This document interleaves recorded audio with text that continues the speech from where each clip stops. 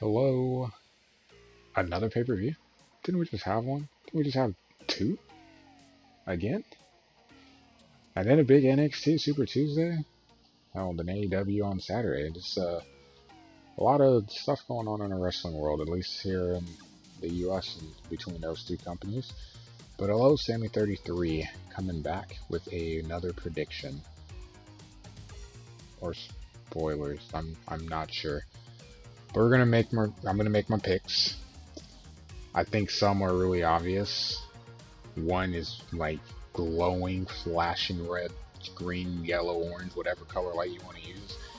I'm not prepared for it. I probably was if we were, pre-coronavirus with how things looked. I mentally prepared myself for it, and gotta do it again.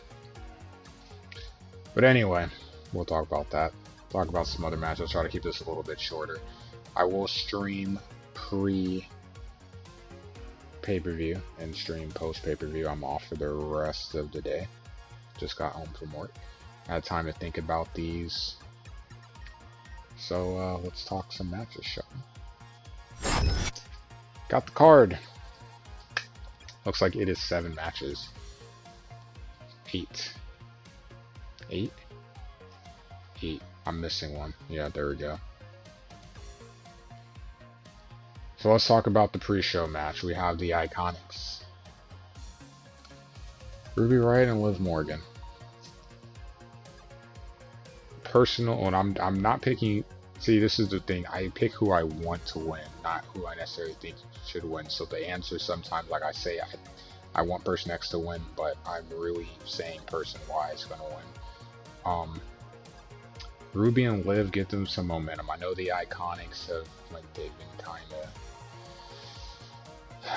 kind of playing this breakup thing. I don't see them doing that. They're still,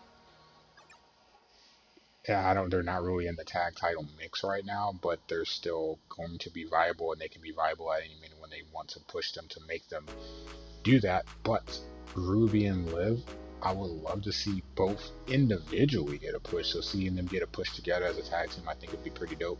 One of the things that I have looked at with the WWE and the women's division, you're going to put the tag titles out there. If you are, you need to legitimately put tag teams out there too. Because you can't have singles competitors teaming up and making them be tag champs all the time. This is one of the things that I was kind of skeptical about on the women's side. If you look at it, I could always see Sasha and Bayley, their best friends. I could see Natty and Beth when she came back, best friends. Iconics, legitimate tag team. What they've done with Alexa and Nikki, legitimate tag team. But then you see some other teams just kind of put together for the sake of competing. Don't necessarily like that. But you also, in that sense, would need to build more teams, and thus the roster on the women's side would have to be bigger in order to do that. So a lot of stuff going on there. That's a whole topic for another day. That said, I love to see Liv and Morgan get the win, because I think that helps legitimize them as a tag team. And plus, their inner stories, between the two of them, I think helps push that too, being able to overcome their breakup, so to speak, from the Riot Squad, and to be able to grow from it. I think that's good, because you can still have your singles matches in terms of, we're facing Team X, so, Ruby face one member, Liv face the other, you know how it goes with tag teams. But I think you can still do that. I just need to see more teams, and this is one way of being able to put a legitimate team out there, so I hope they that's my pick. They align. Alright, we'll stay and go with all the non-title matches. So I'm going to throw a wrench in here and actually go to a pretty big one, and there's a reason why. Keith Lee and Randy Orton. Lee just came to Raw. I am just going to jump the gun right now and say he wins. The reason why is he comes, you give him the big push. Orton is in a situation right now where it doesn't matter if he loses or not. He clearly is going to be having a match with Drew soon. The next pay-per-view is Clash of Champions, so then losing doesn't hurt him, and here's why. If Orton were to win the championship, it doesn't.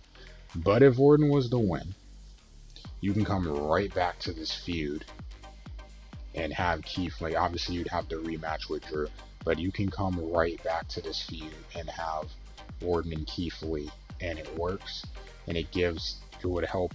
I would assume Orton would retain, so it gives Lee credibility right out the gate. He already beat Orton before he won the championship. Have a feud, he may lose, but he can still look good coming off of it and make him a viable player on Raw. If Drew retains, again, this is a big win for Lee. It would push him near the front of the line, depending on how we want to look at how title shots are earned these days. But that would be a pretty notable one, and I think that that would be something, again, a storyline. I personally don't want to see Lee challenge for a championship right away, even though he just had the NXT championship, but I don't want to see him challenge for a title right away, because I don't want an opportunity for his push to start to go downhill. Let him build and go from there. So, but either way, I'm just thinking from a creative perspective, a win for Lee definitely puts him in that conversation. That's something that the writers would be able to go to in the near future, somewhat distant future to do. It's a perfect situation.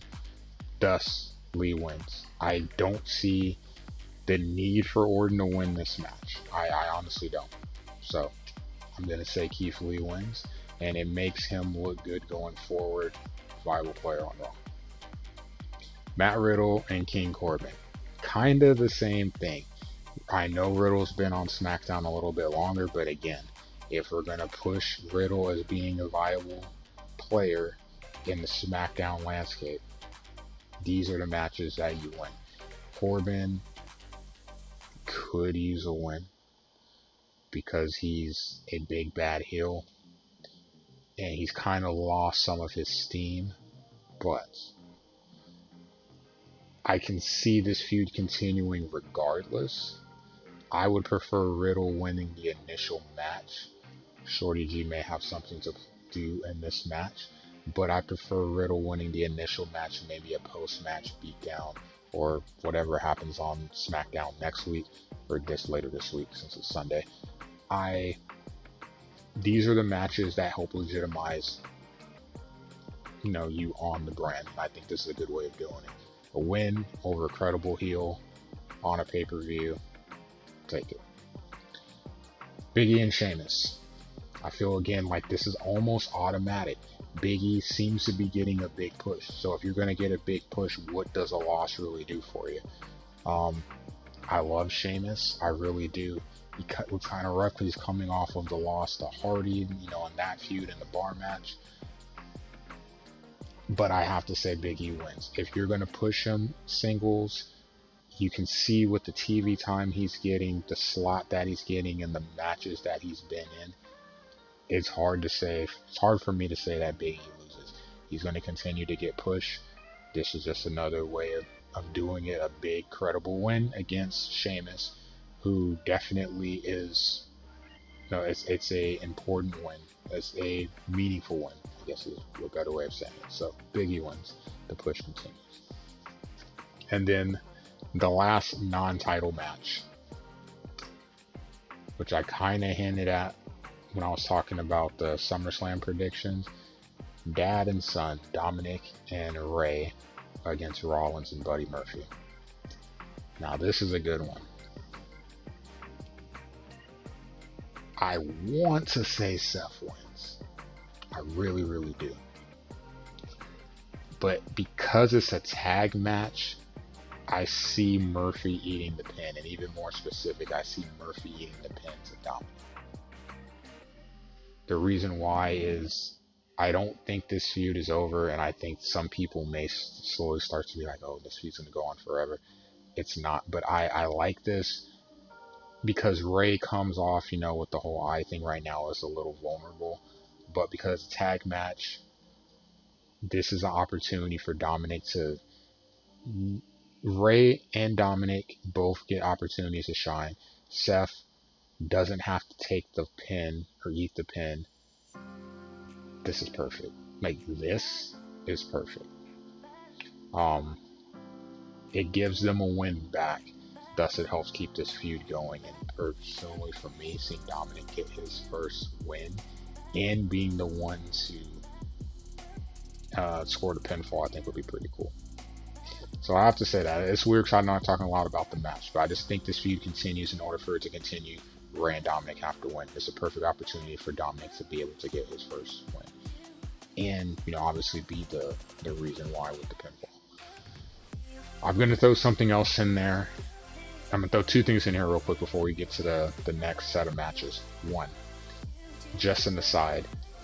Man, I really wish Kevin Owens and Aleister Black. Now I have to look because I'm not. I thought they were, but then they weren't because it seemed like we were headed that way.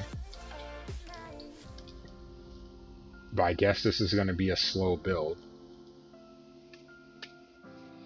I kind of wanted, like, you have Black turn heel. I kind of wanted to get this match right away. But, here we are. Unfortunate, but whatever.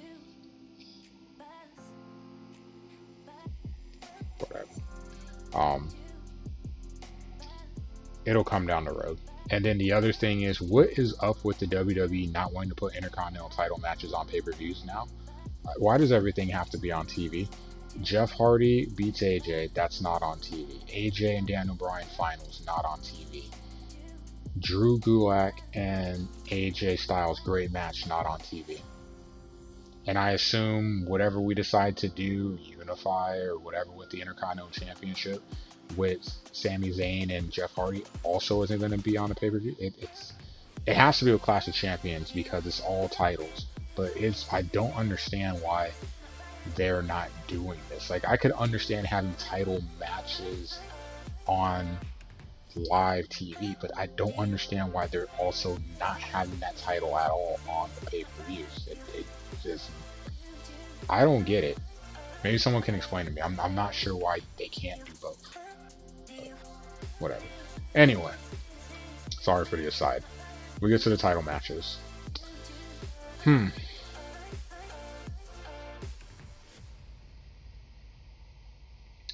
Bobby Lashley, Apollo Crews, United States Championship. Everything tells me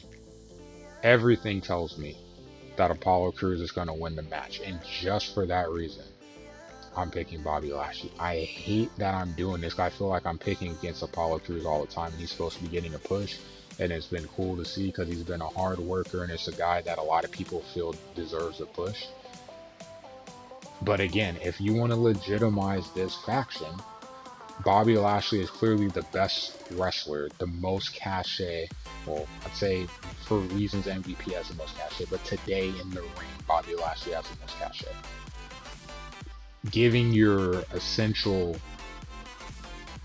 I was gonna say your MVP, no knock on MVP, but your best wrestler, current best wrestler, in Lashley. I mean, you can make an argument for Benjamin, I'm going to say, but just for status, Bobby Lashley is the best wrestler in the group. Putting the title on him and giving the faction a purpose. So I feel like we're repeating what we said last week.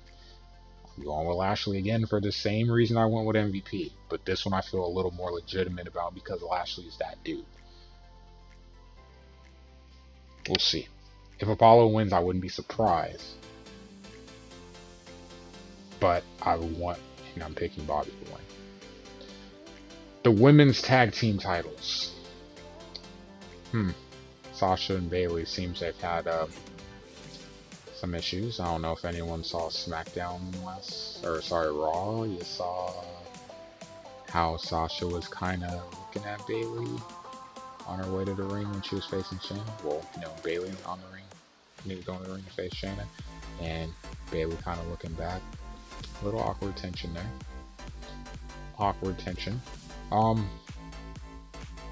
But then you have awkward tension on the other team between Shayna and Nia. And I'm not gonna lie, it would be pretty hilarious to me if Sasha and Bayley lost the tag titles, how they do it, and then now Sasha goes from having 2 belts to none. And you could do very creative things on how you do that, but they retain. And it's not even because I need the golden role models to stick around. The reason why is because I don't trust that Nia and Shane are going to be able to get along. I think it would be a really interesting tag team if they won the, especially if they won the titles. I just can't see them getting along. I think it leads to them eventually feuding. This is again the problem when you have single wrestlers teaming together. It's hard to legitimately look at them as a tag team. And given their interactions in the back, you can see how maybe they could. And then they're just constantly ribbing each other the whole time. And there's like that awkward tension. Like, hey, when we get in the ring, we'll get stuff done. But stuff's not, whatever. But I just don't see it. I see something happening, one turning on the other, and then Sasha and Bayley being able to capitalize. Bayley's been doing this for pretty much all of 2020, being able to capitalize. So they retain. Golden role models still have the tag titles. And then the last match. Bray Wyatt's going to drop the title. This is what bothers me, and I'm gonna tell you why. Now, I try not to be that person that gets critical about storylines and what they do, but this is what gets me. If Roman Reigns was going to come back, why couldn't you have had him come back and interfere in the match? You couldn't, because it was no holds barred, because you don't want to have a no contest, because then people are going to complain. But if you just could have had a regular match and he interferes and the match gets thrown out as no contest, and then you have a triple threat, I could get it. Why does Bray have to defend the title in a triple threat match? Why can't it be, well, okay, Braun just lost. I mean, technically it's the you know how feuds tend to go, is 3 matches most. So, okay, he loses. Braun's not fully out the title picture, but he, has to take a back seat. And then Roman Reigns one-on-one. The reason why is because Roman Reigns is going to win. And I hate it because I don't like when they do this a lot with wrestlers, because in order to protect one, someone has to take a back seat, and it usually, I hate when they do it because it's the risk of them falling down the card. The reason it's triple threat, in my opinion, is because Braun is the one that's going to eat the pin.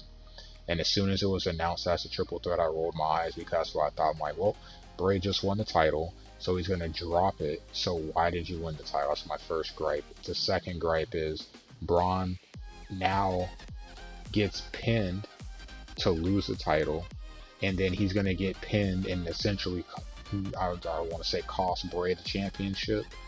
So he eats back-to-back pins against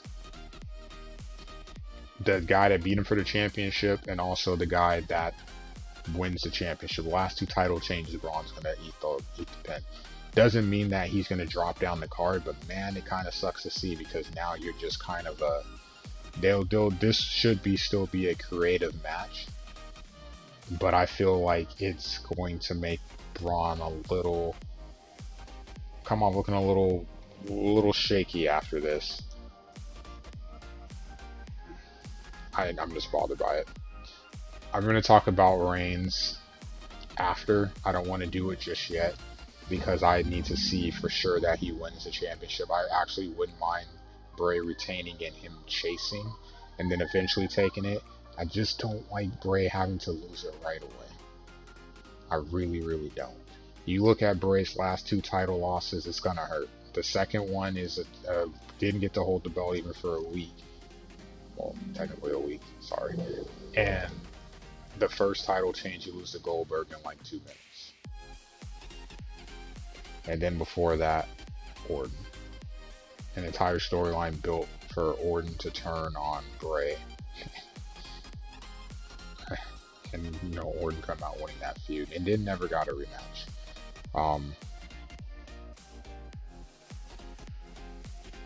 You can tell I like Bray a lot, because I'm trying to, I wish I could protect his character.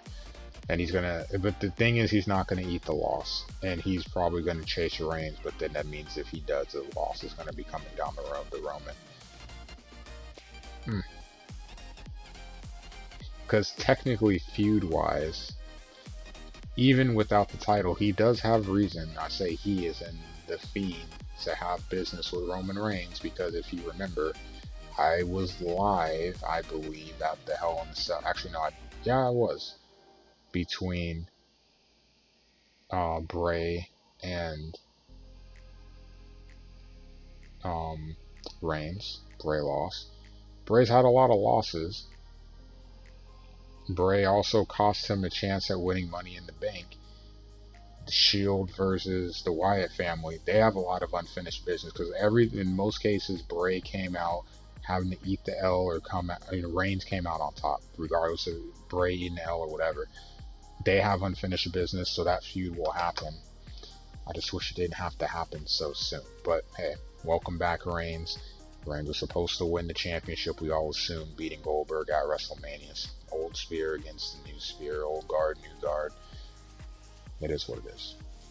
So to recap, Reigns pins Braun. Sasha and Bayley retain because Shayna and Nia can't cooperate, can't coexist. Lashley becomes your new United States champion. Keith Lee beats Randy Orton. The Mysterios pick up the win over Rollins and Murphy, and I see it as Dominic pinning Murphy. Riddle over Corbin, Big E over Sheamus, and in the pre-show, Ruby Riott and Liv Morgan. So those are my picks. If you differ, let me know. We'll talk about it pre-stream, or pre-pay-per-view, post-pay-per-view. I'll be watching. I will say this, I will be doing recaps on all 3 pay-per-views, and they will all be going out this week. I'm going to start doing a new format with the wrestling ones to help make it easier to keep track of what's going on, and also just to add something besides just me just chilling. Right? So I hope you all will like what's coming. That said, enjoy the pay-per-view. I will be watching, and we'll be talking about it. So I will chat with you on the Twitch side. Have a good Sunday, and I will see you